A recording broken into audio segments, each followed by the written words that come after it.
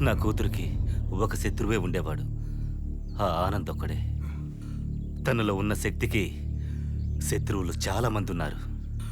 వారిలో ఒకరయ్యుంటారు మీ అమ్మ. ఎవరు? ఎవరది? ఎవరు?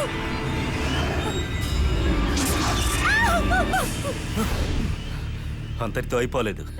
మీకు తెలియని ఇంకో మరణం. అమ్మవారి ఆశీస్సుల కోసం ఈ బలిరాయి మీద గుడ్లను పగలగొట్టి పోశారు. దానికి ప్రతీకారం తీర్చుకుంటుంది నా కూతురి లోపలున్న శక్తి. అమ్మా, నన్ను క్షమించమ్మా.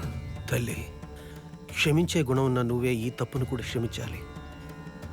నేరంగాని సమయంలో ఈ దీపాన్ని నేనే వెలిగించాను. అయ్యా, మీరేం చేస్తున్నారు? ఎవరిని అడిగి ఇదంతా చేస్తున్నారు? ఈ గుడి యొక్క వారసుడు చెప్పే. అదిగో అక్కడ నిలబడి ఉన్నారే వినయ్. వారసుడా? ఎక్కడున్నావు ఇన్ని రోజులు? ఇప్పుడు ఈ గుడి మాకు సొంతం, ఈ ఊరి సొంతం. నేను వారసత్వం అధికారం అని చెప్పి నేను ఇక్కడికి రాలేదు.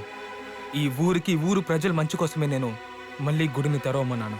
ఇతను నరికి పోగులు పెట్టాలి. ఈ ఊరినే నాశనం చేసిన ఇతన్ని వెంటనే తరిమేయాలి. కుమార్, నువ్వేం మాట్లాడొద్దు. పూజారి గారు, మీరు మమ్మల్ని అడ్డుకోవద్దు. ఆ తప్పు నేను తెలియకుండా చేసేశాను. దానికి ప్రాయశ్చిత్తం చేసుకుంటాను. నీ ప్రాయచిత్తం మాకు అనవసరం. నిన్ను నీ కూతుర్ని మేమే ముగించేస్తాం. వెళ్ళండి, వెళ్ళి వాళ్ళ ఇంటిని పూర్తిగా తగలబెట్టేయండి, లేదా ఆ ప్రభను కూడా తగలబెట్టేయండి. తగలబెడతాం. మూర్ఖంగా మాట్లాడొద్దు కుమార్. చెప్పడానికైతే చాలా ఉంది.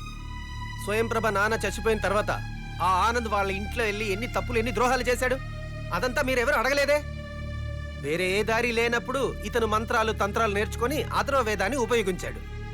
ఇప్పుడు అతని తప్పుని అతనే అర్థం చేసుకుని మీకు చెప్పాడు. ఈ ఊరినే నాశనం చేసి ఆ దుష్టశక్తిని బంధించడానికే అతనిప్పుడు సిద్ధమై ఉన్నాడు.